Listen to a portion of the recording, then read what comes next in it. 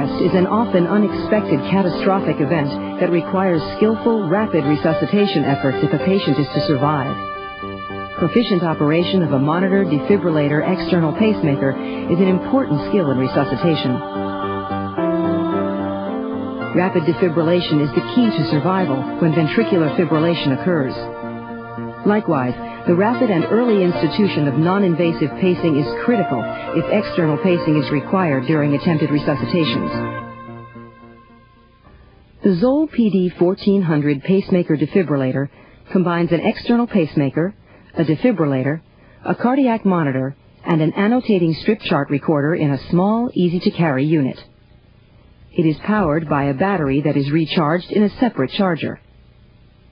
This video program will introduce you to the proper use of the ZOLL PD 1400 in the emergency resuscitation of patients in cardiac arrest. No pulse. Cardiac arrest. The patient's ECG may be observed in one of two ways.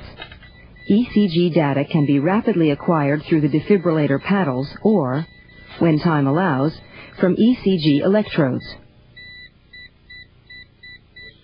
When the unit is turned to defib on, the unit automatically selects paddles for the source of the patient's ECG. Paddle surfaces are prepared with an appropriate conductive defibrillator gel and applied to the patient's chest to observe the patient's rhythm and determine if a defibrillating shock is required. When time allows the placement of electrodes, patient ECG data can be observed through one of the three leads of the patient cable. Electrodes are applied to the left arm, right arm, and left leg positions, and the leads attached. Use of a high-quality electrode ensures noise-free, stable traces. The patient cable plugs into the receptacle located to the right of the apex paddle holder. If defibrillation is required, the unit is switched to the defib on position. The PD 1400 defaults to an initial energy level of 200 joules. The defibrillation energy level can be adjusted using the up-down arrow buttons on either the front panel or the sternum paddle. Energy levels up to 360 joules may be selected. Paddles are properly prepared with an appropriate defibrillation gel and positioned before charging the defibrillator to the selected energy level. Be sure to use a firm, consistent downward pressure to ensure good contact for energy transfer to the heart. We refer you to the American Heart Association's ACLS guidelines for additional information on proper placement, technique, and complete advanced cardiac support algorithms. The defibrillator is charged by depressing either the button marked number 2 charge on the front panel of the device or the charge push button on the handle of the apex paddle. As the device charges, the energy level will be displayed on the monitor. When fully charged, the abbreviation for ready is displayed on the monitor. The charge indicator light on the apex paddle turns on, and the device emits a continuous tone. All persons attending to the patient are warned to stand clear. Clear. I'm clear. The operator observes that no one is in contact with the patient, verifies that ventricular fibrillation appears on the monitor, the selected energy level is reached, and then delivers the shock by depressing the 2 discharge buttons located on the apex and sternum paddles. When a shock is delivered, the PD 1400's recorder automatically turns on and documents 6 seconds of pre-shock and 8 seconds of post-shock patient ECG data for a summary report.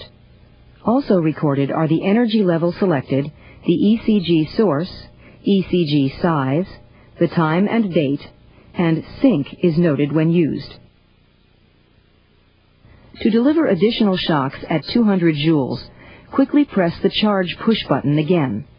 Allow the unit to charge. I'm clear. You're clear. Everybody clear.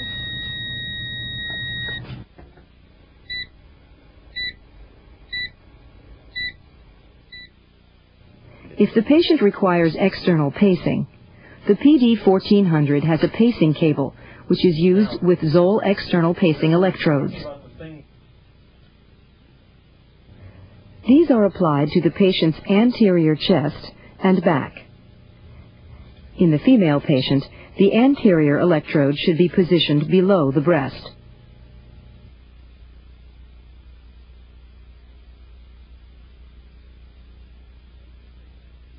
To pace the patient, make sure the pacer output control and pacer rate control are set at their lowest settings, 0 for output and at the full counterclockwise position for pacer rate. Turn the switch from defib on to pacer on. The pacer rate desired is selected. The monitor will show pacing pulses as downward spikes. Adjust the pacer output until capture is achieved. Capture is observed as each pacing pulse is followed by an organized ventricular ECG complex. Check the patient's pulse to verify electrical capture and corresponding hemodynamics. If the patient requires defibrillation while pacing, switch back to defibrillation. The default energy setting will be selected automatically.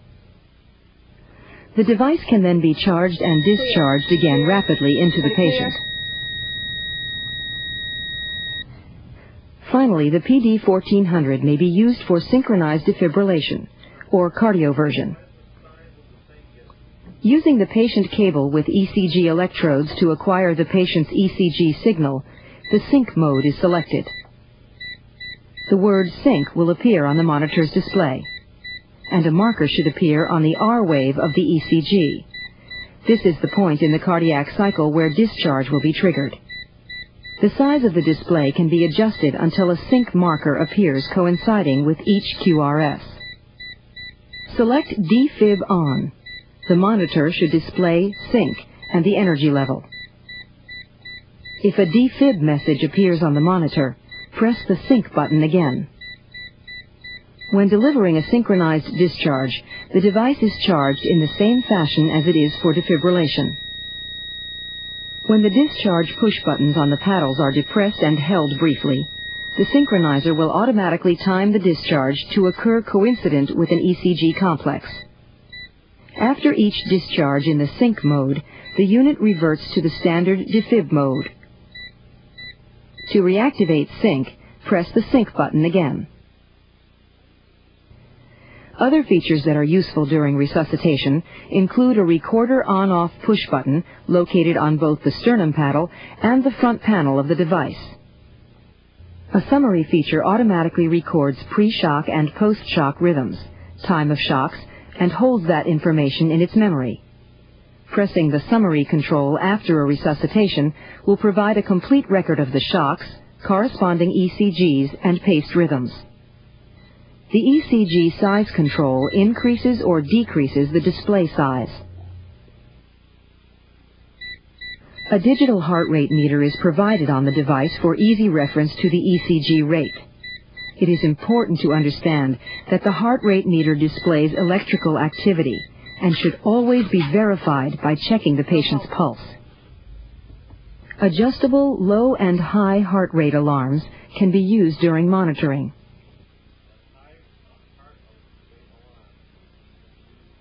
When used on pediatric patients, the adult paddle is removed by depressing the small tab located on the left border of the paddle and sliding the adult electrode off, revealing a smaller pediatric electrode. We urge you to review all of the instructional manuals provided with these units for a complete understanding of all operating procedures and diagnostic messages. Checklists are provided with the PD-1400 operating instructions.